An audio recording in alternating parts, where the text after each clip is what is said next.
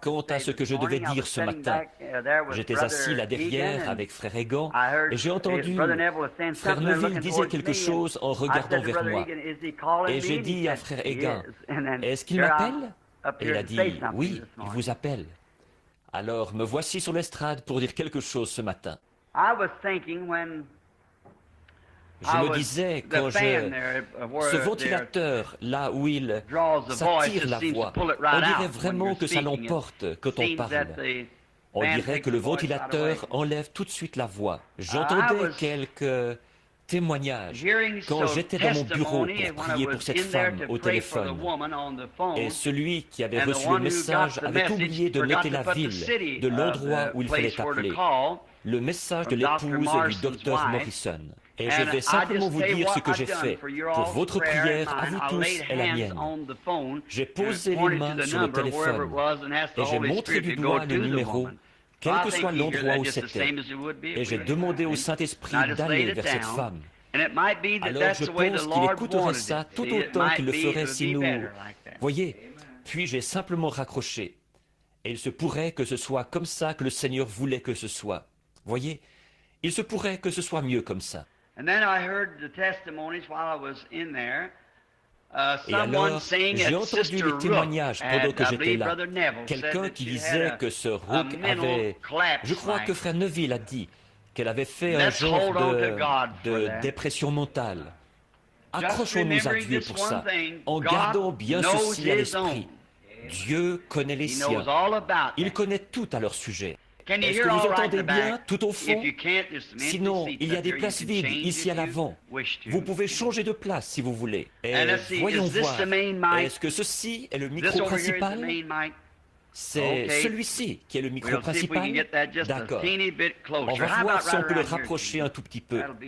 Et si on le plaçait juste ici, Jean? Comme ça, ce sera très bien.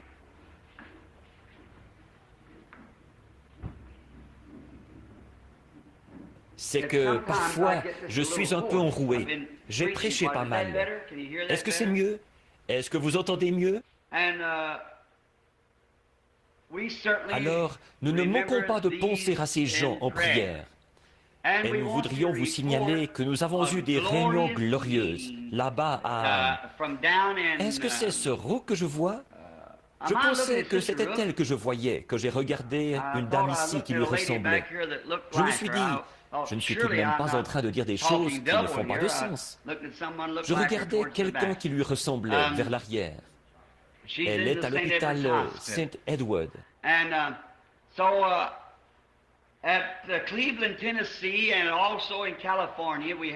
donc, à Cleveland, dans le Tennessee, et aussi en Californie, nous avons eu des réunions glorieuses. Le Seigneur a béni abondamment et il a accompli beaucoup de choses. Et nous sommes heureux de ça. Nous sommes heureux de pouvoir revenir vers les nôtres, raconter la bonté et la miséricorde de Dieu. C'est comme ça qu'il faisait dans la Bible. J'ai apprécié la prière de frère Neville ou de frère Biller, qui a prié pour les gens en demandant de l'aide et de la miséricorde. Et si nous regardons simplement tout au long, on va toujours, tout ce qui se déroule, on verra qu'il y a quelque chose de vraiment authentique là-dedans.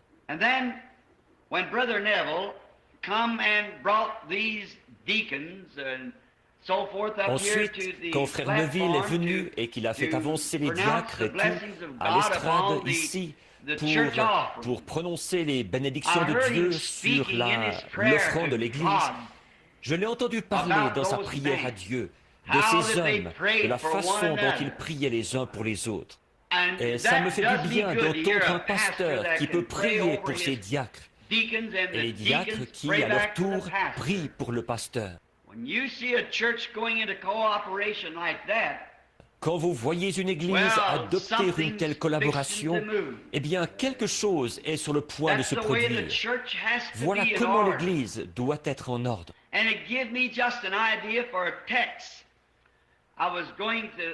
Et ça m'a donné une idée pour un sujet. J'avais l'intention de parler de la bénédiction à Kadès et du refus d'écouter le rapport des espions. Mais alors, je me suis ravisé.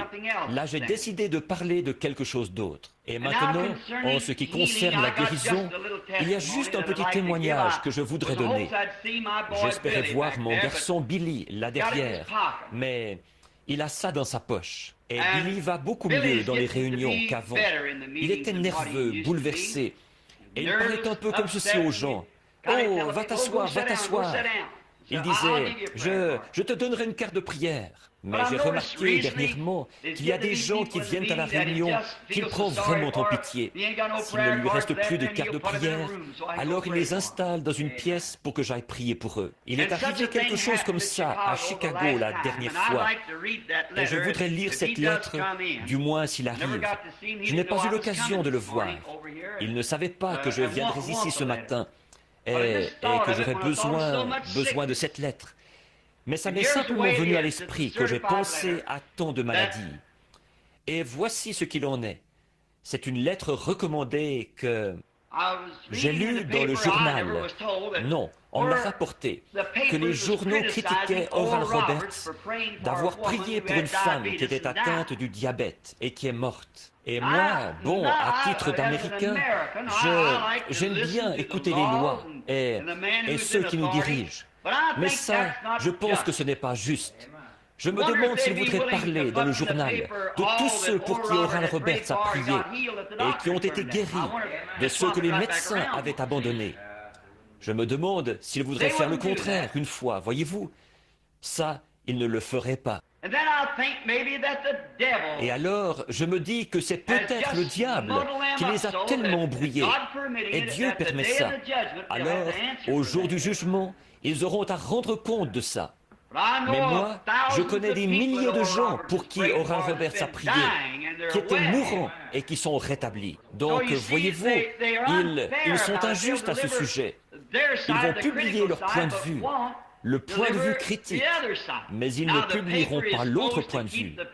Or, le journal est censé tenir le public au courant des événements qui se produisent. Je pense que si les êtres humains sont intéressés les uns aux autres, alors, si quelqu'un est guéri, vraiment guéri, tous les journaux des États-Unis devraient publier cet article-là. Mais on ne peut même pas les engager pour faire ça. Non, présentez-leur quelque chose comme ça. Ils vont ricaner et s'en moquer et refuser ça. Par contre, là, s'il y a quelque chose à critiquer, ça prouve simplement que cette nation est prête pour le jugement. C'est vrai. Forcément qu'il y aura un jugement. Et il n'y a pas moyen d'y échapper. Ils ne font qu'amasser des charbons ardents sur leur tête et tout. Et tellement dissocié du principe. Le principe d'un journal, c'est d'informer le public de tout ce qui se passe, que ce soit bon ou mauvais. Mais ils se sont éloignés de leur principe. Et une fois qu'ils sont éloignés de leur principe, alors ils n'accompliront pas leur but correctement. Et c'est pareil pour l'Église.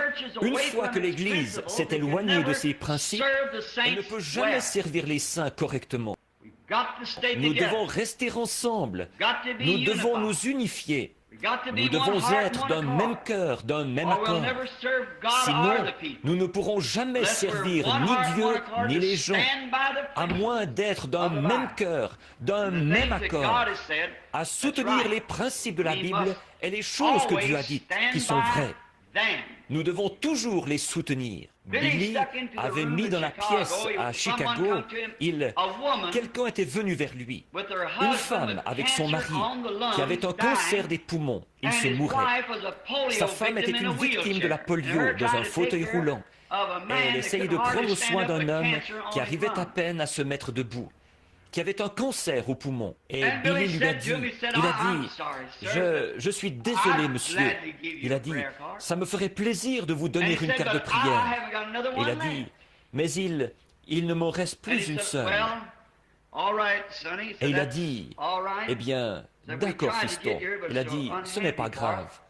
Il a dit, nous nous sommes efforcés de venir jusqu'ici, mais ce n'est vraiment pas facile pour nous. Billy a dit, je vais vous dire ce qu'il faut faire. Il a dit, je vais aller chercher papa, je vais le faire rentrer, ensuite je vais le faire sortir. Et il a dit, à ce moment-là, dès que vous aurez écouté son message, il a dit, alors prenez votre femme et vous, entrez dans cette petite pièce-là, par laquelle je passe. Et je lui demanderai de prier pour vous. Oh, il a dit, c'est un beau geste de ta part, fiston. Je n'en demande pas plus. Voyez, voilà une attitude. Voyez, je n'en demande pas plus. C'est bien.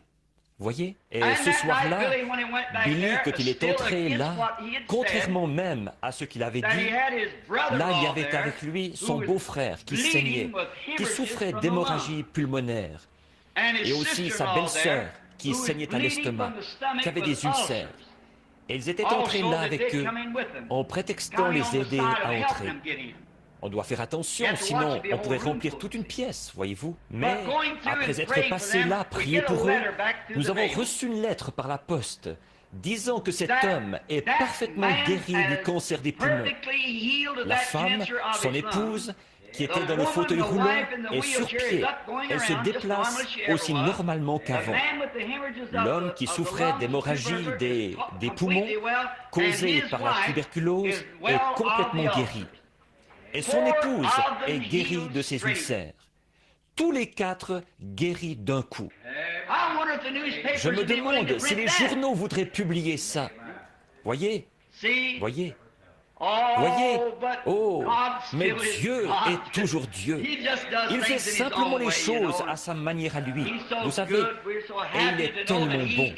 Nous sommes tellement heureux de savoir qu'il est Dieu. L'autre matin, nous parlions d'un jeune prédicateur que nous connaissons, qui avait l'habitude d'aller partout, prier pour les malades et tout. Et il est allé prier pour une personne à l'hôpital de Louisville. C'était un cas de tuberculose. Et cette dame est morte. Ce jeune homme a dit, eh bien, il est inutile de... Dieu n'est pas... Il n'y a pas de Dieu. Il tiendrait sa parole.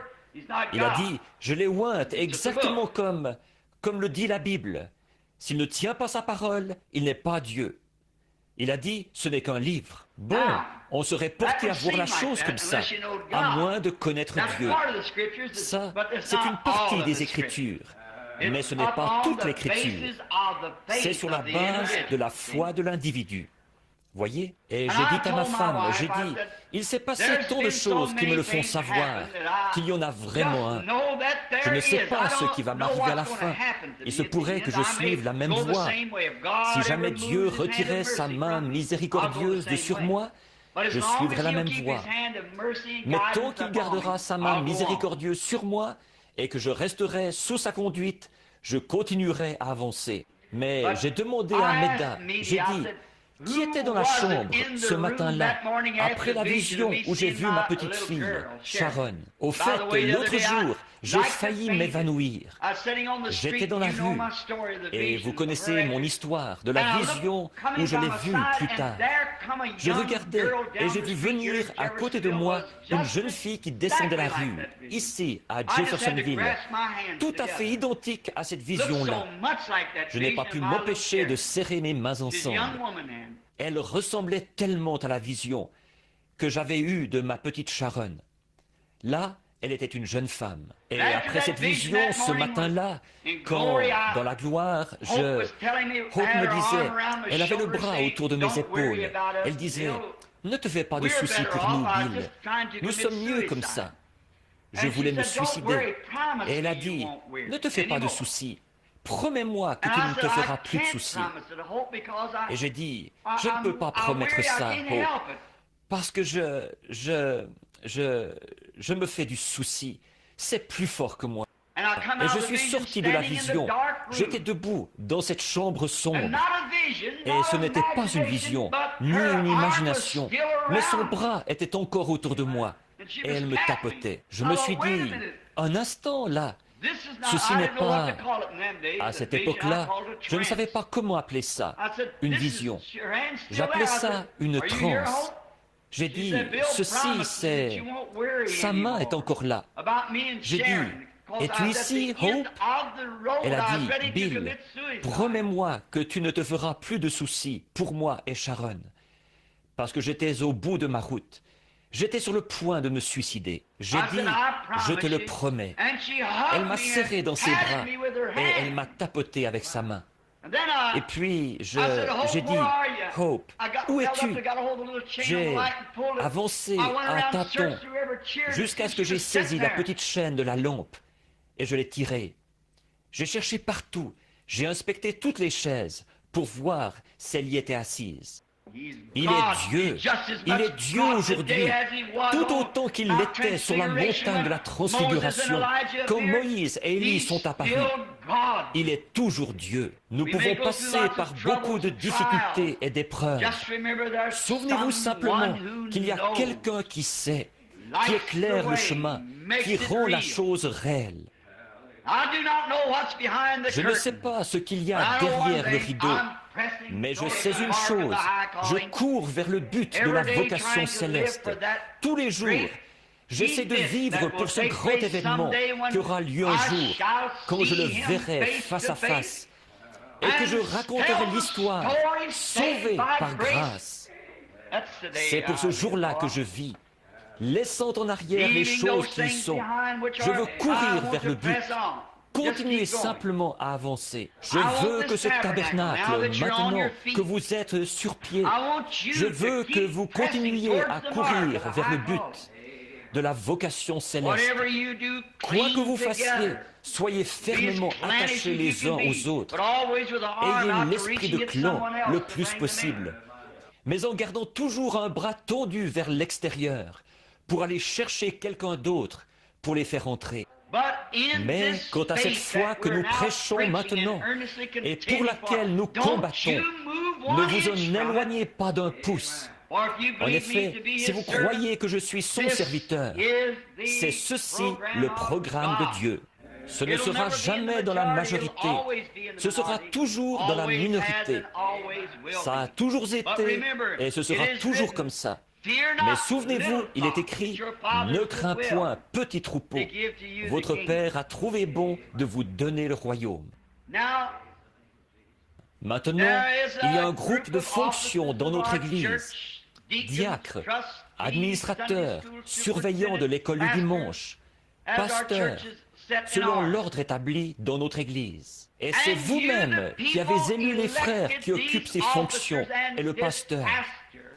Moi, je suis simplement le surveillant général. Je suis là pour veiller à ce que tout se déroule bien et pour donner des conseils et ainsi de suite. C'est vous qui élisez votre pasteur, qui élisez vos administrateurs, qui élisez vos diacres, qui élisez chaque fonction qu'il y a dans cette Église. C'est vous-même. Et c'est votre devoir de soutenir ces hommes. Voyez-vous? Car ils commettront des erreurs. Ce sont des mortels. Ce ne sont que des hommes. Et ils commettront des erreurs. Mais si le président des États-Unis commet une erreur, est-ce qu'on le renvoie comme président? On oublie ça et on va de l'avant.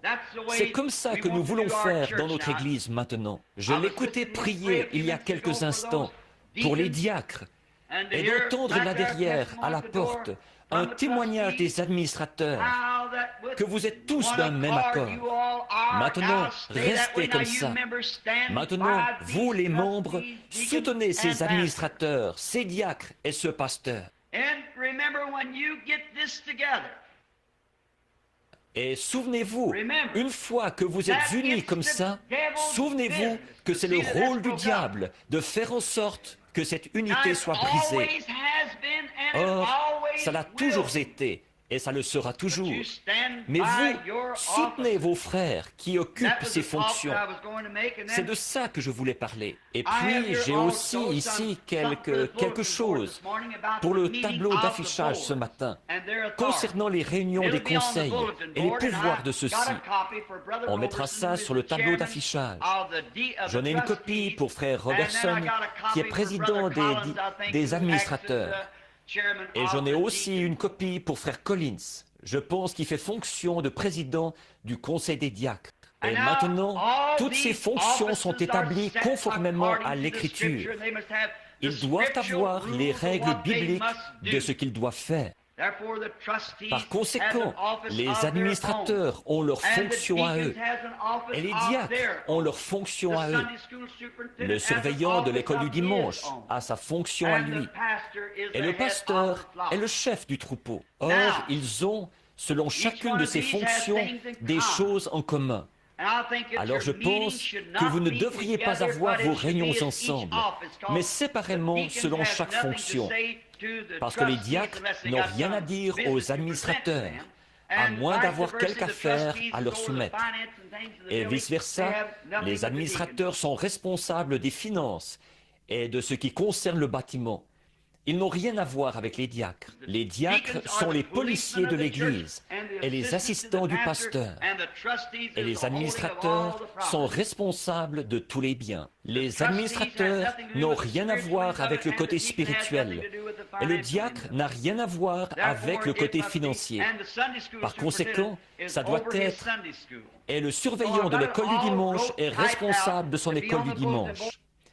Donc, j'ai tout ça rédigé et tapé à la machine pour qu'on le mette sur le tableau d'affichage. Et puis, nous allons aussi mettre dans un cadre la doctrine que défend l'Église et l'afficher dans un cadre ici, dans l'Église. Ce que nous défendons, les principes, la doctrine de l'Église. Or, pour être une Église, nous devons avoir une doctrine. Nous ne plantons pas de jalons pour dire « nous allons jusque-là, pas plus loin ». Dans la communion fraternelle avec tout le monde, nous allons aussi loin que Dieu nous permettra d'aller, dans ses Écritures, avec les gens. Alors, serrez-vous les coudes, soyez d'un même accord, d'un même cœur, et allez de l'avant pour Dieu. Voilà ce que Dieu veut que nous fassions. Maintenant, prions. Ensuite, nous aborderons la parole.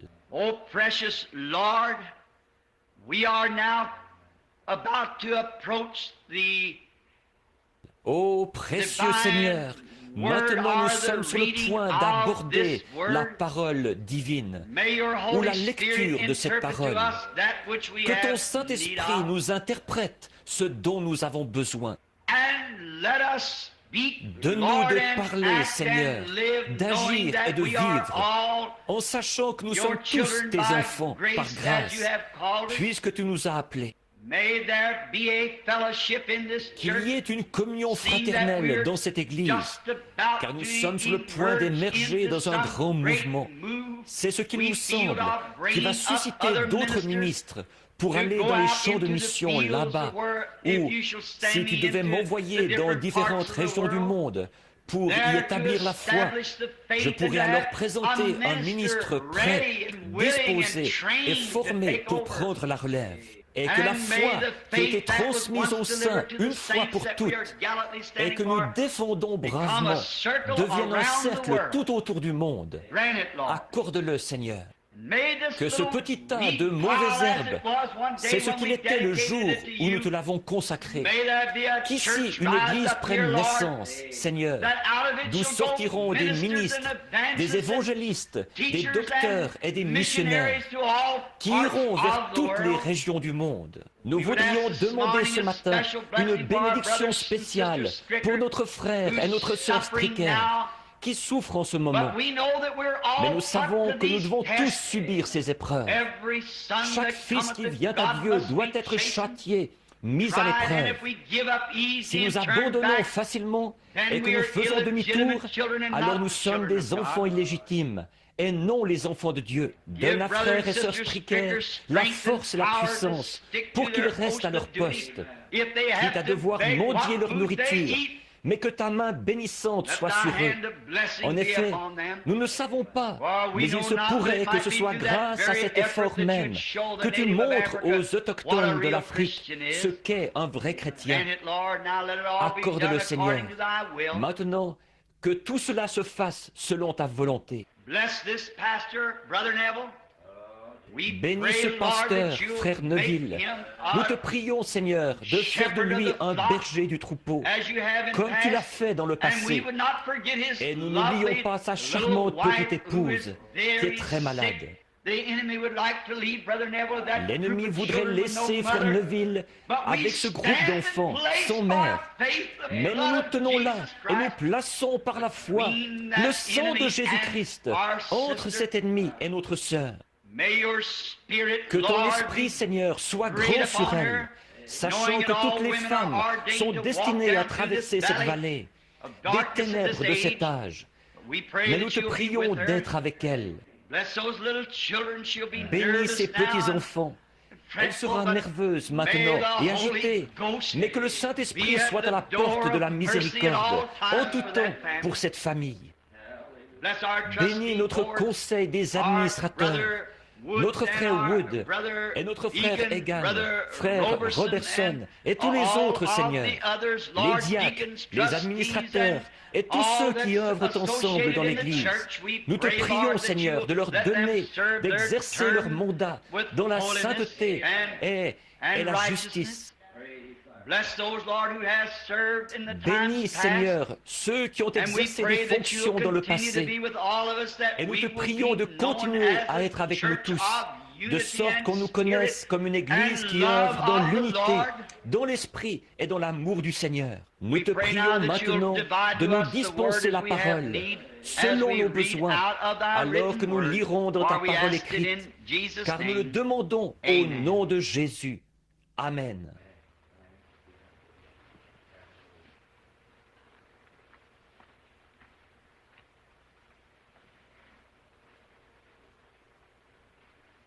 En priant, je pensais, pendant que nous bénissions ou que nous demandions des bénédictions pour notre conseil moderne, notre nouveau conseil des administrateurs et ainsi de suite, je pensais à notre frère Fleeman, à frère Ditzman et à ceux qui sont assis ici, qui ont été de bons collaborateurs précédemment. Nous voulons rendre grâce à Dieu de leur service loyal. Que le Seigneur soit toujours avec eux, pour les bénir et les aider. Je voudrais lire avant, souvenez-vous de ceci, là, le tableau d'affichage et tout, et les réunions qui auront lieu prochainement. Nous sommes heureux d'avoir parmi nous ce matin, eh bien, je pourrais le dire comme ceci, un homme qui m'a été très précieux dans le passé et qui m'est précieux maintenant, un bon frère, Fred Sothman, et son épouse de la Saskatchewan au Canada, qui est ici pour séjourner avec nous dans notre nation. Il est ici pour demeurer dans le pays, mais dans notre communion fraternelle, il est un frère bien-aimé, frère Fred Sothman, qui est assis là-bas. C'est lui qui a organisé la campagne pour moi quand j'étais au Canada. Et un autre précieux frère, qui était aussi autrefois canadien, qui a été un homme d'affaires et qui peut prouver au monde qu'on ne peut pas donner plus que Dieu. Lui et son copain ont créé une fondation dont les fonds sont destinés à la construction de bâtiments ou aux missions étrangères. Une fondation. Ils m'ont fait venir à Auckland pour une réunion et ils ont dit qu'ils avaient l'argent, qu'ils allaient tout parrainer par leur fondation. Frère Fred et moi, nous avions essayé ça avec de l'argent que frère Fred avait, que je n'avais pas voulu accepter à titre individuel. Et donc, nous avions décidé de donner ça aux Canadiens, de ne même pas ramasser d'offrandes. Mais ça n'a pas vraiment été un succès. Les réunions se sont bien passées.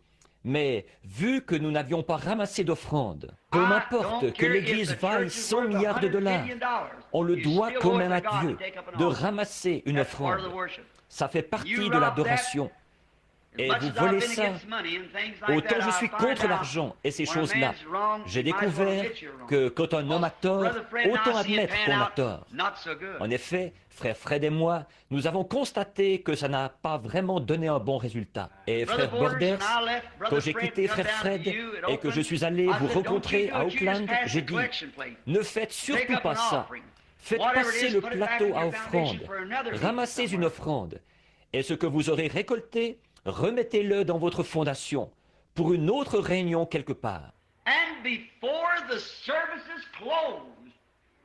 Et avant la fin des services, frère Border et ses amis sont venus me dire, Tout ce que nous avons mis dans la réunion est déjà recueilli. Et puis, il y a quelques jours, il a organisé une réunion à San José, en Californie, où il a réuni, je pense, 60 ou 70 églises dans la vallée, de toutes les différentes confessions, qui ont toutes collaboré. Nous avons eu une réunion formidable. Et nous allons y retourner en novembre. Nous sommes heureux que vous soyez parmi nous, frère Borders et frère Fred, assis là-bas au fond. Ces hommes vous sont peut-être inconnus à vous, mais ils ont été des frères précieux pour moi sur les champs de mission. Ils combattent pour la foi que nous défendons. Que Dieu vous bénisse, frères. Nous sommes contents que vous soyez parmi nous ce matin, dans notre petit tabernacle ici. Il n'est pas très beau, mais il y a quelque chose ici. Nous savons que Dieu habite ici, voyez-vous? Alors nous sommes heureux de ça. Et il y a d'autres précieux frères. Si j'avais le temps, je les nommerais, qui sont parmi nous aujourd'hui. Maintenant, j'envisage et je prie, c'est que dans quelques jours, si le Seigneur le veut, je voudrais aller, je me sens conduit. Je ne l'ai pas encore annoncé. La prochaine réunion dans l'Ohio pourrait être avec frère Sullivan, au terrain de camping très prochainement. C'est seulement un trajet d'une centaine de milles pour aller là-bas, je pense. Jean, quelque chose comme ça. Ce sera un beau voyage, si vous n'avez rien de prévu pour vos vacances, si le Seigneur continue à nous conduire. Un homme très bien, et nous avons beaucoup d'estime pour frère Sullivan, beaucoup. Ce n'est qu'un... Il est maire de la ville, il l'a été, simplement un ex-maire. Et ce n'est qu'un homme du Kentucky, à l'ancienne mode. C'est tout ce que je peux dire de lui. Quand je l'ai rencontré l'autre jour, tous les deux, nous avons grandi là-bas, dans les montagnes du Kentucky. Il m'a dit, est-ce que tu as toujours ton asafetida autour du cou, Billy? Maintenant, vous savez qu'il est vraiment du Kentucky. Maintenant, prenons... Je ne dis pas ça pour manquer d'égard envers mes frères du Kentucky qui sont ici, frère Jeffries et les autres. Moi aussi, je suis du Kentucky, vous savez. Je vous dirai une chose que nous sommes. Nous ne sommes pas du Kentucky et nous ne sommes pas non plus américains. Nous sommes des pèlerins et des étrangers. Nous cherchons une ville à venir.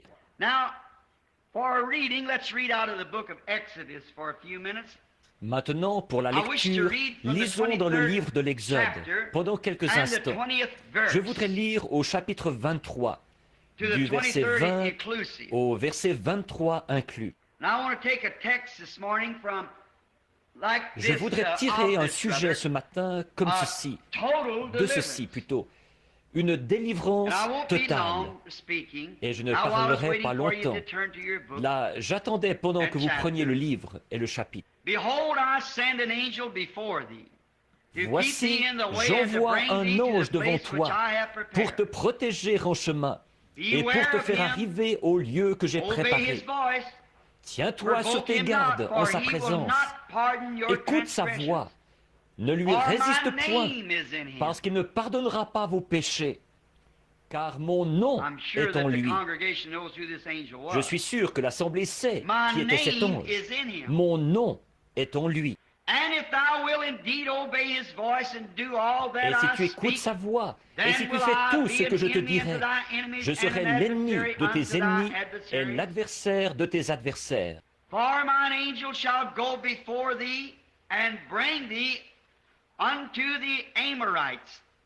Mon ange marchera devant toi et te conduira chez les Amoréens, les Héthiens, Phéréziens, Cananéens, Éviens et Jébusiens, et je les exterminerai. Que le Seigneur bénisse sa parole, alors que nous parlerons maintenant pendant quelques instants, s'il vous plaît. Je réfléchissais sur ce sujet d'une délivrance totale.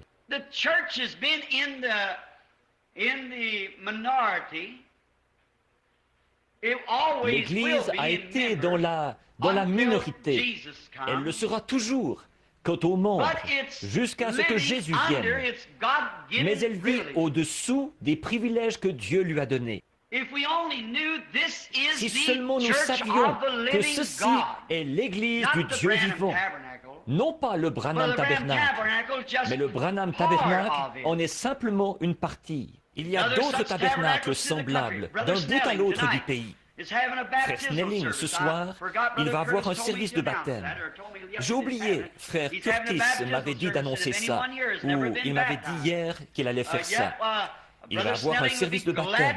Et s'il y a quelqu'un ici qui n'a encore jamais été baptisé, eh bien, frère Snelling serait heureux de le faire ce soir. C'est au tabernacle de la sainteté à Utica. Et frère Junior Jackson à New Albany. Et il y a beaucoup d'églises semblables d'un bout à l'autre du pays. Mais nous vivons tous, on dirait, plus ou moins comme si nous étions vaincus. J'ai entendu frère Neville annoncer ce matin, j'étais là derrière, que c'est comme si ça m'était venu à l'esprit, que les gens, semble-t-il, s'éloignent de la délivrance.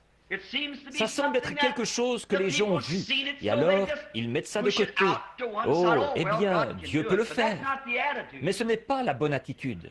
Moses, when he was called by God, he was a total, complete Moïse, là, quand il a été appelé par Dieu, il était un prophète total, complet.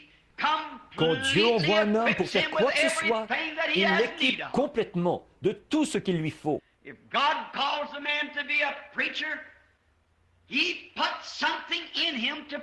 Si Dieu appelle un homme à être un prédicateur, il met quelque chose en lui, ce qu'il faut pour prêcher. S'il l'appelle à être un docteur, il met quelque chose en lui, ce qu'il faut pour enseigner. S'il l'appelle à être un prophète, il met quelque chose en lui, ce qu'il faut pour voir des visions et pour être un prophète. Dieu équipe toujours complètement son homme. Et c'est exactement ce qu'il a fait quand il a envoyé Moïse en Égypte. Il l'a élevé d'une certaine façon. Il l'a instruit d'une certaine façon. Et il l'a modelé, et l'a formé, et l'a façonné.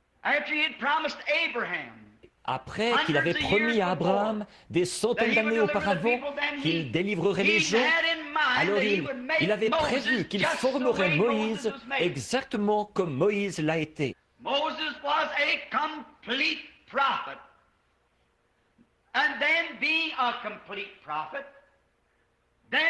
Moïse était un prophète complet. Et alors, puisqu'il était un prophète complet, alors, tout comme vous, si vous êtes un chrétien, Dieu ne fait pas de demi-chrétiens. Dieu fait des chrétiens complets.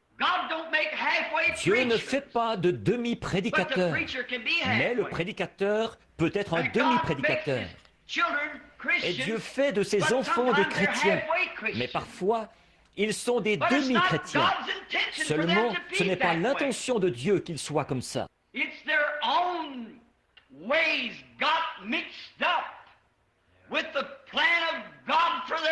Ce sont leurs propres voies qui se sont mêlées au plan de Dieu pour leur vie. Et c'est pour ça qu'ils sont comme ça.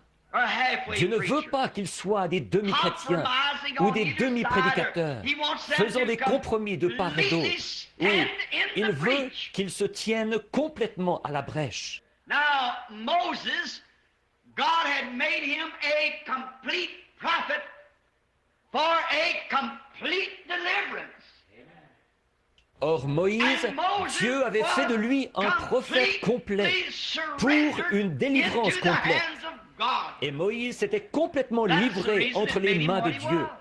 C'est pour ça qu'il était alors ce qu'il était. Il était tellement complet en Dieu que Dieu pouvait avoir confiance en lui. Je me demande ce matin si, comme chrétiens, nous avons abandonné notre propre volonté et si nous nous sommes complètement abandonnés à Dieu, à tel point que Dieu peut avoir confiance en nous dans la position où il nous a placés. Je me demande ce matin si moi-même je pourrais être tellement abandonné à Dieu que Dieu pourrait avoir confiance en moi, pourrait avoir confiance en frère Neville, pourrait avoir confiance en notre conseil des administrateurs, en notre conseil des diacres ou aux membres de notre Église. Nous avons tous une place et nous avons un devoir. Le ministre a une place Son devoir, c'est de se tenir là et de prêcher les richesses insondables de Christ, sans faire de compromis. S'il est appelé à être un prédicateur, il n'usera d'aucun ménagement envers qui que ce soit, s'il est appelé à être un prédicateur. Et le membre de l'Église, il est appelé à être un membre de ce groupe-là. Alors, il ne fera aucun compromis. Si l'Église croit qu'on ne doit pas jouer à des jeux d'argent, alors ce membre ne devrait jamais toucher à un jeu de cartes. Nous ne croyons pas à la boisson. Il devrait tourner la tête complètement de la boisson. Si nous ne croyons pas au jeu d'argent, ni au tabac, le membre de cette Église-là ne devrait jamais toucher à une telle chose. Dieu donne une délivrance complète.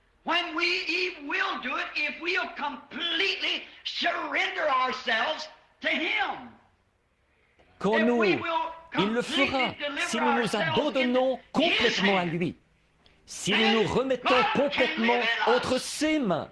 Alors Dieu pourra vivre en nous. Christ, l'espérance de la gloire, il pourra se refléter en nous alors que nous nous enlèverons du chemin. Alors nos pensées seront ses pensées. Pouvez-vous vous imaginer Christ en train de fumer un cigare? Pouvez-vous vous imaginer Christ en train de prendre un verre ou de jouer aux cartes? Alors, si votre esprit est une partie de son esprit, il veut qu'il en soit ainsi par votre confession. Mais vous permettez au diable d'entrer et de prendre le contrôle.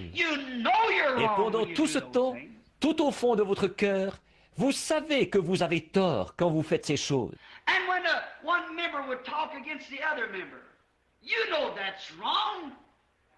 Et qu'un membre dise du mal de l'autre membre, vous savez que c'est mal, ça. Vous avez reçu l'ordre de prier les uns pour les autres. Non pas de dire du mal les uns des autres, mais de vous aimer les uns les autres. Et si quelqu'un est abattu, relevons-le, aidons-le. Alors, ça fera de nous un groupe de croyants unis. Or, quand nous n'obéissons pas à ça, alors nous n'obéissons pas à Dieu. Et Dieu n'est pas content de nous. Par conséquent, notre Église, nos fidèles ne peuvent pas prospérer. L'Église ne peut pas avancer. C'est parce que nous sommes tous désunis. Comme Jésus l'a dit, un peu de levain fait lever la pâte. Maintenant, si le conseil de l'Église, ou par exemple les diacres, s'ils venaient dire que nous devrions, s'ils pensaient que nous devrions construire un nouveau tabernacle, si c'est le vote des diacres, et si on a consulté les administrateurs et qu'ils n'ont pas l'argent pour le faire, alors ils auront un programme de construction, comme ce que nous avons maintenant. Ensuite, c'est présenté à l'Assemblée générale, comme on devrait être. Toute l'Église être souveraine. Puis, si l'Église vote en faveur du nouveau tabernacle, alors nous devrions tous ensemble collaborer à la construction de ce nouveau tabernacle. Franchement, moi-même, quand ils m'ont parlé d'un nouveau tabernacle, j'étais contre cette idée-là. C'est vrai. J'ai dit, nous n'avons pas vraiment besoin d'un nouveau tabernacle. Je vais probablement partir d'ici très bientôt, puisque le Seigneur, si ce qu'il m'a montré se réalise, qu'avons-nous besoin d'un nouveau tabernacle? Nous n'avons pas l'argent pour ça. Ensuite, je suis venu et j'ai considéré le sentiment de l'Église, que l'Église, en majorité, semblait vouloir ça. Alors, qu'est-ce que j'ai fait? J'ai sacrifié mes propres idées et je me suis rallié à l'Église. Bien sûr, faisons-le. Si, c'est comme ça que nous tirons au sort. C'est comme ça que c'était au temps biblique. C'est comme ça que l'Église votait. La souveraineté, les groupes de gens, ils se réunissaient. L'union fait la force. Et donc j'ai dit, certainement, si c'est ce que l'Église veut, si c'est ce que Dieu veut, il a plus autorité par le vote de tout un groupe de gens que par moi. Parce que je n'ai aucune vision pour dire que ça ne devrait pas être. Alors, nous nous rallions à l'Église Et nous avançons avec l'Église. Et je donne mon appui à ça pour faire tout ce que je peux, voyez-vous, pour donner un coup de main à l'Église. Ça devrait être le motif de chaque chrétien et de chaque personne dans l'Église. C'est de nous unifier et de nous serrer les coudes. Ce pourquoi l'Église vote, c'est ce que nous devrions soutenir. Alors, disons par exemple qu'on veut modifier quelque chose dans l'Église. Eh bien, alors, si les administrateurs veulent ça, si quelqu'un d'autre veut ça, les diacres, s'ils veulent modifier quelque chose, on présente ça devant l'Église. Alors, l'Église réunit. Et si notre idée là-dessus semble un peu différente de celle de l'Église tout entière, sacrifions cette idée, parce que c'est le seul moyen par lequel nous pouvons rester unis. Et si cette Église continue seulement à avancer comme maintenant, et si elle s'unit, Dieu, il n'y a pas de limite à ce qu'il accomplira. Si nous nous serrons les coudes, nous devons nous serrer les coudes. C'est comme ça que nous voulons être, tellement complets les uns avec les autres, et alors tellement complets entre les mains de Dieu. Et puis, nous devons avoir un homme dont nous croyons qu'il prêche la parole de Dieu. Si cet homme ne le fait pas, alors prenez quelqu'un qui le fait vraiment. Voilà la position que nous devons avoir. Si le conseil des administrateurs ne veut pas soutenir ce qui est juste, alors c'est votre devoir d'élire quelqu'un qui défendra ce qui est juste. Et après avoir fait ça, soutenez-le. C'est à vous d'y voir. Soutenez-le. Et tous ensemble, nous défendons une seule cause, c'est Dieu. Si un membre commet une erreur, ne le repoussez pas. Aidez-le. Relevez-le. Réunissez-vous. Ayez un entretien les uns avec les autres. Voilà ce que l'Écriture dit. Quand nous commettons une erreur, allons auprès de Dieu. Avant d'aller auprès de Dieu, nous devons aller auprès de la personne que nous avons offensée. J'ai dû faire ça dernièrement. Je sais que j'avais mal agi. J'avais menti. J'avais incité ma femme à mentir. Je crois que je vous en ai parlé, ici à l'église. C'était il y a quelques jours, il n'y a pas longtemps, il y a à peu près 6 semaines de ça. Les avocats m'avaient tellement perturbé avec cette enquête que je ne savais plus trop où j'en étais. Je venais de rentrer du bureau pour dîner. Le numéro de téléphone privé a sonné et Meda est allée répondre au téléphone. Elle a mis sa main sur le combiné, elle a dit « C'est encore les avocats. » J'ai dit « Je ne pourrais pas endurer une autre soirée de ça. On dirait que je suis en train de perdre la tête. Je perds la raison. Ils me pressent par ici, par là, par ici. » J'ai dit « Je ne peux pas supporter ça. » Je me suis levé d'un bond, j'ai dit « Dis-leur que je ne suis pas là. » Et je me suis précipité derrière la maison. Quand je suis revenu, Meda est très consciencieuse pour ces choses.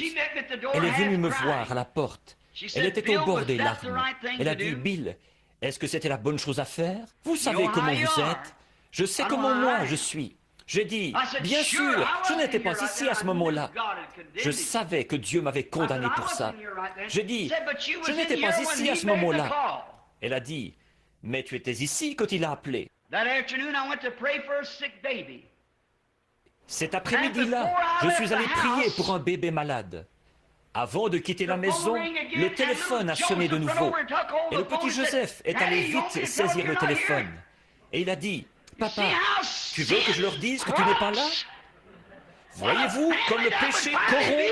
Quel genre de famille on aurait là à la fin?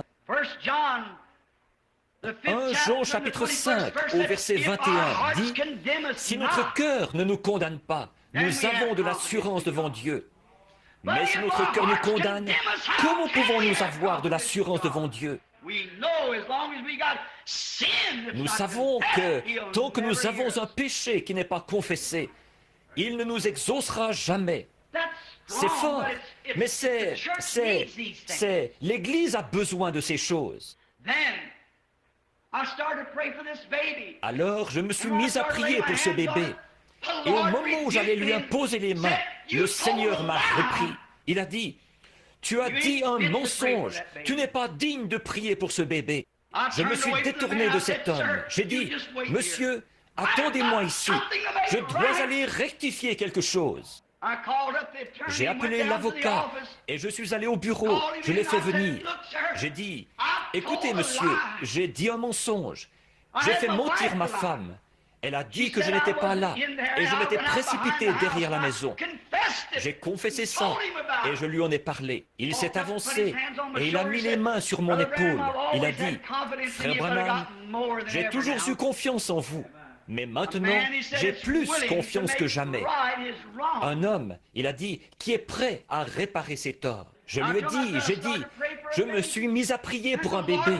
Et le Seigneur me condamnait vraiment dans mon cœur. Parce que je savais que j'avais mal agi. Alors, le lendemain, ma femme m'a dit, où vas-tu? J'ai dit, à ma caverne. Et je suis allé à ma caverne, au nord de Charlestown, là où je vais depuis des années. J'y suis entré et j'ai prié toute cette journée-là. Oh Dieu, ne me laisse plus jamais faire une chose pareille. Pardonne-moi, Seigneur, car au moment où j'allais imposer les mains aux malades pour prier, là, j'ai eu la condamnation. Vers 3 heures de l'après-midi, je suis ressorti. Il y a un gros rocher juste là. Je suis monté sur ce rocher et je regardais en haut en direction de l'est, les mains en l'air. Je louais le Seigneur. C'était tellement calme là-bas. Et j'ai dit, Seigneur, si seulement une fois, tu as passé près de Moïse. Il a dit que c'était quand tu l'avais caché dans le creux du rocher, que ça ressemblait au dos d'un homme. J'ai dit, voudrais-tu le faire de nouveau, Seigneur, pour me faire savoir que je suis pardonné? Et j'ai dit, si tu veux bien m'aider et me mettre quelque chose à l'esprit. J'ai dit, Seigneur, je ne suis pas très fort mentalement, parce que je n'ai pas d'instruction. J'ai dit, et j'essaie de te servir, tu connais mon cœur. Et je n'aurais pas dû faire ça. Je ne voulais pas faire ça. On aurait dit que j'étais en train de perdre la tête, tellement j'étais nerveux. Et j'ai fait ça sous l'impulsion du moment, quand Satan m'a pris au piège. J'ai dit, si tu m'as pardonné, alors permets-moi de te voir, Seigneur. Dieu mon juge, juste à côté de moi, dans un petit coin des buissons, il y a eu comme un vent qui s'est mis à soulever un tourbillon. Il est venu directement le long de la paroi de la caverne, là où j'étais. Et il est reparti à travers les bois. Oh frère, une paix qui surpasse toute intelligence m'a envahi. Et j'ai crié, j'ai pleuré, j'ai poussé des cris. Je sais que mes péchés m'ont été pardonnés. Voyez-vous, j'étais désuni d'avec Dieu. Je ne pouvais pas obtenir la délivrance de ce bébé. Et le lendemain même, un homme qui était venu de Chicago, un homme remarquable, un catholique nouvellement converti, les valvules de son cœur avaient enflé comme une chambre à air gonflée. Et on voulait les inciser depuis longtemps. C'est ce qu'on voulait faire, mais il ne le leur permettait pas. Finalement, il a obtenu un entretien. Ces entretiens, on reste là jusqu'à ce qu'on ait découvert ce qui ne va pas. Et cet homme venait à peine d'entrer que le Saint-Esprit a remonté dans sa vie. Et il en a ressorti quelque chose qu'il avait fait quand il était enfant de cœur à l'Église catholique. Il a dit, c'est la vérité, c'est la pure vérité. Il a dit, voulez-vous dire que c'était retenu contre moi? J'ai dit, c'est la seule ombre que je vois dans votre vie. Il est reparti et il a dit au médecin, il a dit, très bien, préparez tout maintenant, nous allons avoir l'opération.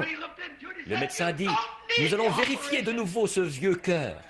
Et quand il l'a examiné, il a dit, vous n'avez pas besoin de cette opération. Voyez, si notre cœur nous condamne, nous voulons une délivrance complète. Nous ne voulons pas être une demi-église. Nous voulons être une vraie église ou pas une église du tout. Nous voulons être des vrais chrétiens ou pas des chrétiens du tout. Nous voulons une délivrance totale de nos habitudes, de nos péchés, de nos mauvaises pensées, de nos mauvaises actions, de notre négligence, de tout ce que nous avons fait. Nous voulons une délivrance totale pour que, quand les gens entreront dans cette église, pour qu'on prie pour eux, il n'y ait que ce petit groupe qui ne dépassera peut-être pas 100 ou 200 personnes assis ici. Mais ils seront complètement entre les mains de Dieu. Et quand nous prierons, alors Dieu nous exaucera des cieux. Dieu veut quelqu'un qu'il pourra tenir dans sa main, quelqu'un dont il pourra dire « J'ai confiance en lui ». Mon serviteur malade que voici, je peux l'envoyer au Branham Tabernacle, à Jeffersonville. Ce groupe de gens-là est d'un même accord. Quelque chose se produira. Eh bien, regardez ce qu'il fait pour nous dans l'état où nous sommes. Qu'est-ce qu'il ferait si nous étions d'un même cœur et d'un même accord? Le seul moyen pour nous d'y arriver, c'est d'unifier nos cœurs dans l'amour fraternel, d'obéir aux frères qui occupent des fonctions dans l'Église et au pasteur, et le pasteur d'obéir à Dieu. Alors Dieu agit à travers le pasteur, à travers le conseil, jusque dans l'Église. Et tous ensemble, nous formons un seul bloc pour le royaume de Dieu. Alors Dieu exaucera quand nous aurons un groupe unifié. Ne laissez rien vous nuire. Ne vous effrayez de rien. Or, voilà le genre de personne que Dieu a destiné à prendre le pays. Moïse était complet. C'était un homme qui ne faisait pas de compromis. S'il y avait du remue-ménage, des querelles et autres, il ne faisait pas de compromis. C'est ce que Dieu veut de nous maintenant. Pharaon voulait consentir. Il a dit, Moïse, vous pouvez tous partir, mais alors laissez vos enfants ou laissez certains de vos troupeaux ici. C'est comme ça que le diable veut qu'un chrétien vienne. Il n'y a pas de mal à ce que tu adhères à l'Église, mais ne pardonne jamais à Jones. Il n'y a pas de mal si tu peux y apporter, si tu peux aller. Tu n'as pas à renoncer au tabac, à la boisson, au mensonge, au vol, aux critiques, à la médisance. Tu n'as pas à renoncer à ça. Adhère à l'Église, c'est tout. Mais Moïse n'était pas un faiseur de compromis. Il voulait une délivrance complète. Il a dit, nous ne laisserons pas un seul ongle ici. Nous prendrons tout ce qui nous appartient quand nous irons adorer l'Éternel. Voilà comment devrait être l'Église. Nous prendrons la justice, nous prendrons la sainteté, nous prendrons le Saint-Esprit. Nous prendrons un groupe unifié quand nous irons à l'autel.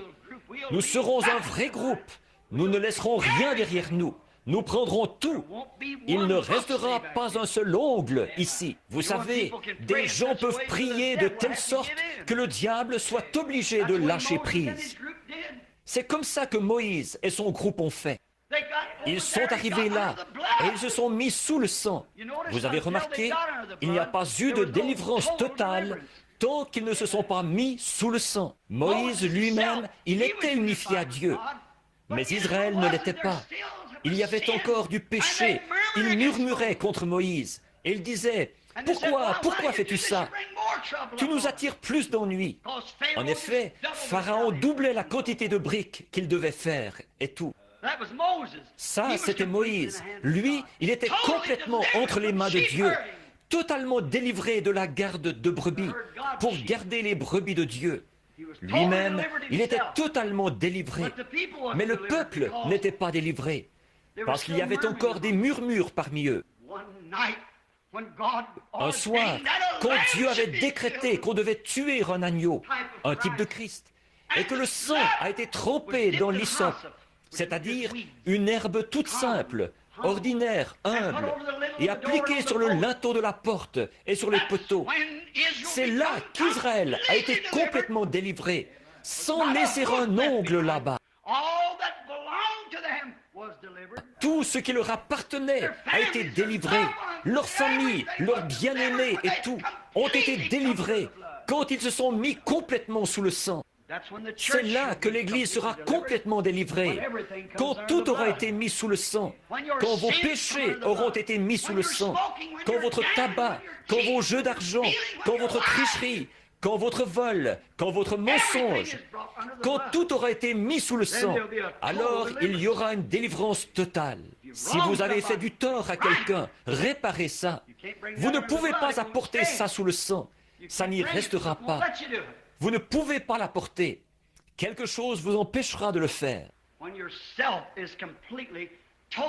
Quand votre moi aura été complètement, totalement mis sous le sang, il y aura une délivrance totale. Alors vous connaîtrez une liberté que vous n'aviez jamais connue auparavant.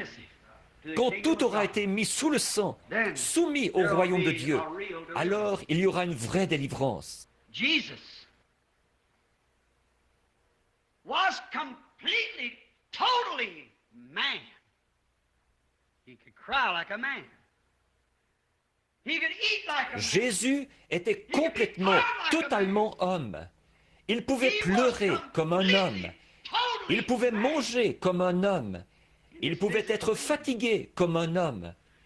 Il était complètement, totalement homme dans son être physique. Et dans son esprit, il était complètement, totalement Dieu. Alors, il a soumis sa chair à l'esprit qui était en lui. Voyez-vous, il a été tenté de toutes les manières, comme nous. Il était un homme, pas un ange. Il était un homme. Il a eu des désirs et des tentations, exactement comme nous en avons. La Bible dit. Il était un homme, pas un ange au-dessus de la tentation. Hébreux 1 dit qu'il a été, Hébreux 1:4 dit qu'il a été abaissé au-dessous des anges. Il était homme, complètement homme.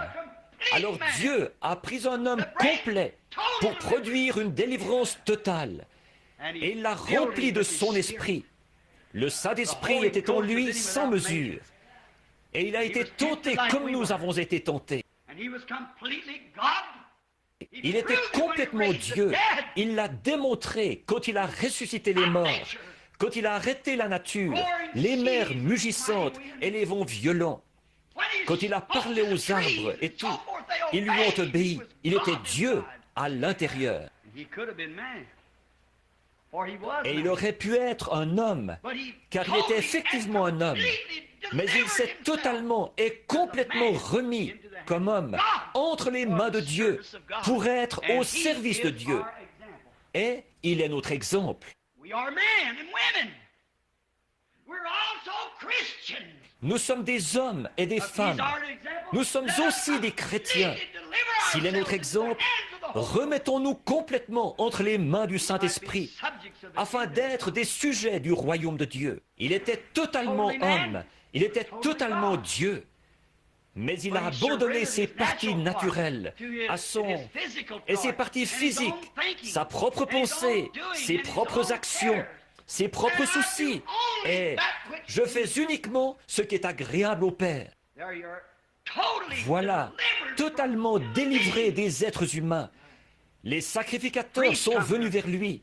Les grands hommes, ils disaient, « Rabbi, telle et telle chose. » Et ils ont essayé de l'acheter pour qu'il adhère à leurs affiliations et à leur dénomination. Mais il a été totalement délivré parce qu'il s'était confié en Dieu. Le psalmiste n'a-t-il pas dit, « Tu le délivreras, car il s'est confié entièrement en moi. » Voyez, je délivrerai mon unique des chiens parce qu'il s'est confié en moi. À l'heure où nous arriverons à la fin du voyage de la vie, c'est ce que je désire pour la mienne. Je sais que c'est ce que vous désirez pour la vôtre. Je désire qu'ils disent, je le délivrerai des mâchoires de la mort, car il s'est confié en moi. Je le délivrerai de la tombe, le matin de la résurrection. Je le délivrerai totalement, âme, corps et esprit, parce qu'il s'est confié en moi. Toutes les œuvres de Jésus étaient complètes. Tout était complet. Il délivrait totalement. Il a totalement délivré le lépreux de la lèpre. Il a totalement délivré la femme à la perte de sang, de sa perte de sang. Il a totalement délivré le monde du péché quand il est mort au jour de l'expiation. Il a totalement délivré tout péché. Il a délivré l'Église. Alors, nous n'avons pas besoin d'être des gens qui vivent au-dessous de leurs privilèges. Nous n'avons pas besoin de vivre dans un état de défaite, parce qu'il a vaincu le diable. Il a pris toutes les dominations et les autorités et les a assujetties sous ses pieds. Alors, elles n'ont aucun droit légal de régner sur vous. Nous sommes des chrétiens remplis du Saint-Esprit. Nous n'avons pas à laisser le diable nous imposer sa volonté. Christ nous a délivrés. une délivrance totale. Il nous a délivrés du mal, il nous a délivrés du péché, il nous a délivrés des habitudes, il nous a délivrés du commérage, il nous a délivrés des propos injurieux, il nous a délivrés de toutes sortes de saletés. Il nous a totalement délivrés et il nous a mis dans ses saintes mains une délivrance complète, totale. Il a délivré nos maladies. Il nous a délivrés de la maladie. En effet, nous avons un titre de propriété incontestable qui nous donne droit à ça. Alléluia! Car il a été blessé pour nos transgressions. Par ses meurtrissures, nous avons été guéris. Il est notre guérisseur. C'est pourquoi cette pauvre petite femme, victime de la polio, qui essayait de prendre soin d'un mari qui se mourait du cancer, est entrée dans les sphères de la présence de Dieu. Elle avait la foi. Elle, les médecins avaient fait tout ce qu'ils pouvaient.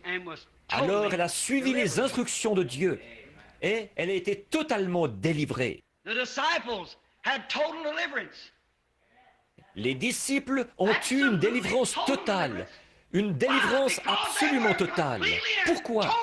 Parce qu'ils étaient complètement et totalement remplis du Saint-Esprit. Quand vous n'êtes qu'un membre d'Église qui a serré la main du pasteur ou qui a eu une petite expérience, comme de sauter, de pousser des cris, de parler en langue ou quelque chose du genre, et vous avez encore de la méchanceté dans votre cœur, des comportements bizarres, de dire des mensonges, de fumer la cigarette, de convoiter les femmes. Il y a quelque chose qui ne s'est pas encore produit. Il y a quelque chose qui ne va pas. Car celui qui aime le monde ou les choses du monde, l'amour de Dieu n'est pas en lui. On vous a induit en erreur. C'est à leurs fruits que vous les reconnaîtrez. Nous voulons tous ensemble nous unifier au Saint-Esprit. Tous les membres devraient s'unifier les uns aux autres. L'amour de Dieu est répandu dans nos cœurs par le Saint-Esprit. Il nous purifie de toute iniquité.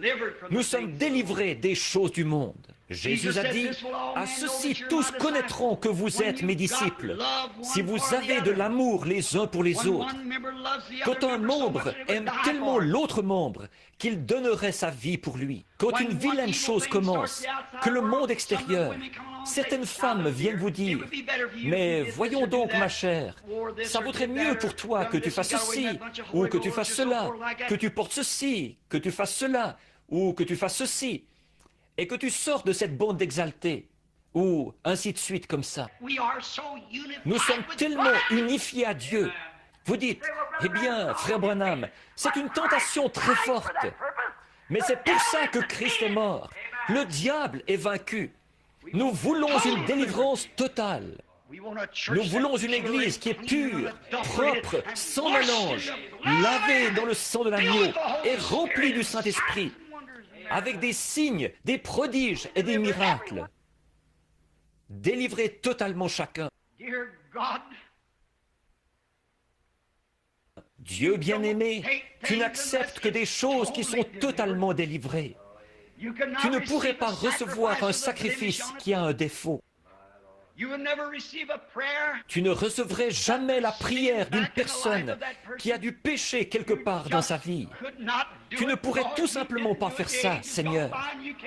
Tu ne l'as pas fait dans les âges passés et tu ne peux pas le faire aujourd'hui. Mais il faut que le sacrifice soit sans défaut. Seigneur Dieu, alors que nous nous déposons nous-mêmes sur l'autel, comme vie sacrifiée, enlève de nous, ô Seigneur, toute tache de péché.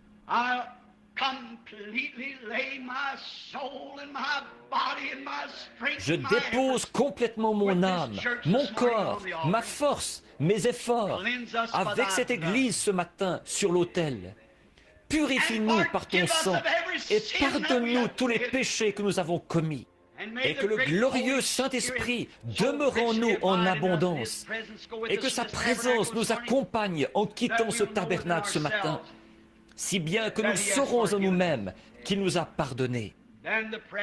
Alors la prière sera « Pardonne-nous nos offenses, comme nous aussi nous pardonnons à ceux qui nous ont offensés. » Accorde-le, Seigneur.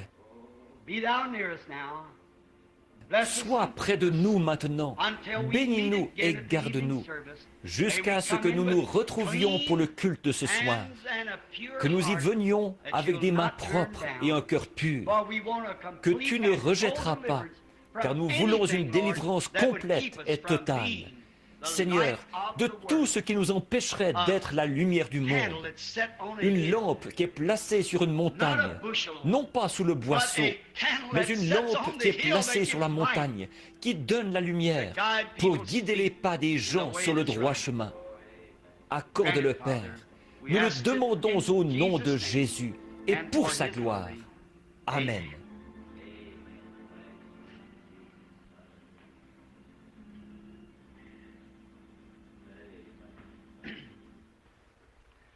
Je vais demander à Doc, je pense qu'il est là-bas au fond, ou à l'un des diacres qui est présent, pour que l'Église puisse lire ceci. Doc, viens mettre ça sur le tableau d'affichage, pour que l'Église puisse voir ça en sortant. Et puis, Frère Collins, s'il est ici, est-ce que Frère Collins est ici? Donne-lui l'autre.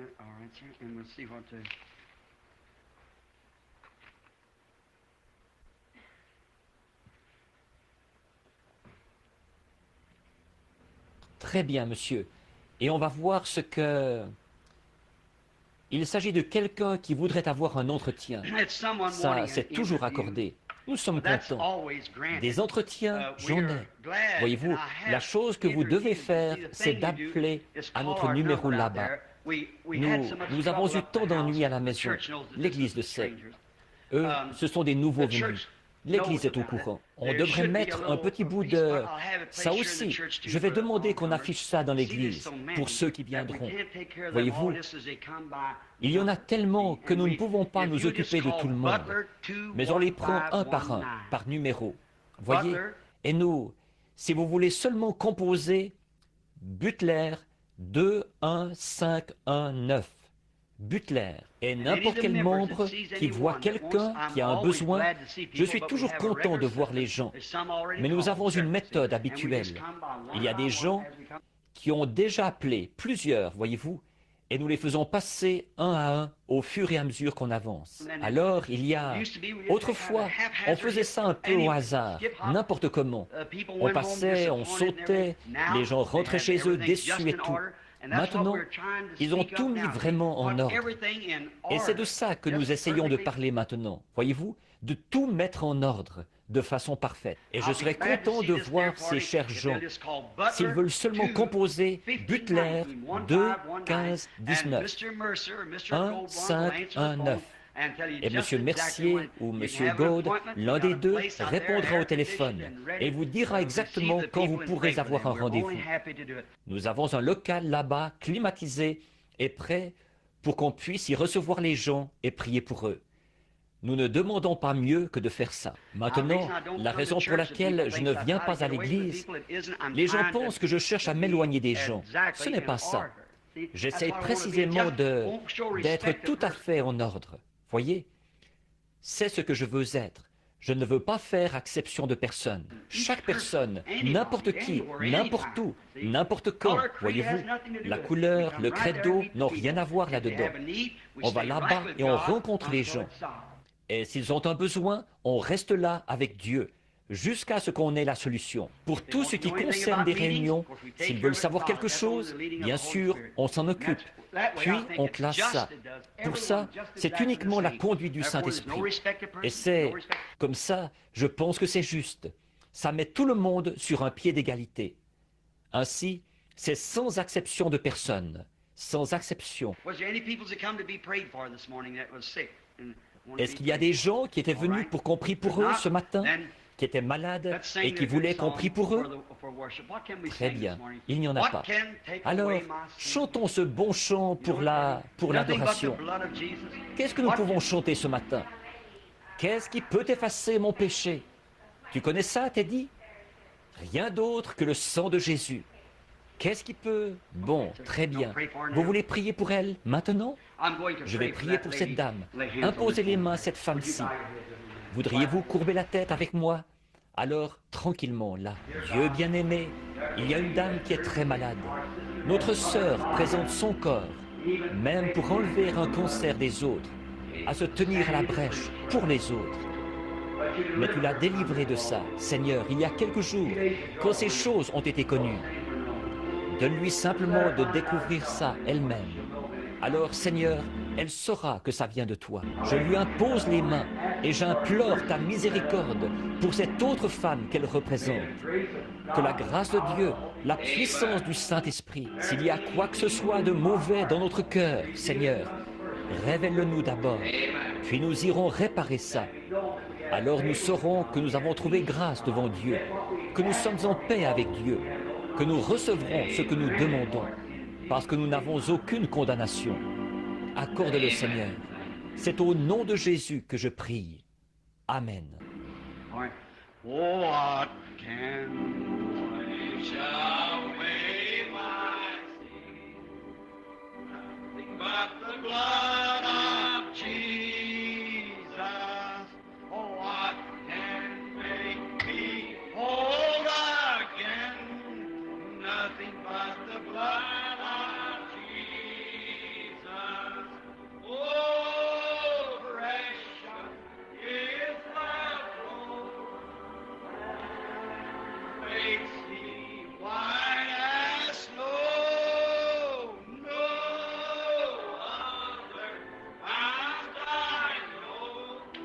Nothing but the blood of Jesus. Combien sentent que tous leurs péchés sont sous le sang? Chantons-le avec nos mains levées maintenant. What can wash away my sin? Nothing but the blood of Jesus. Oh, what can make me whole again? Nothing but the blood of Jesus. Maintenant, comme nous baissons les mains, serrons la main de ceux qui sont autour de nous. Precious is the flow that makes me white as snow. No other found I know. Nothing but the blood of Jesus. You love him? L'aimez-vous? Amen. Oh, how I love Jesus. Oh, how I love Jesus. Maintenant, Stay with me tenez-vous now, ensemble, everybody. là. Hold Tout on le now. monde, accrochez-vous à Dieu. How I love Jesus.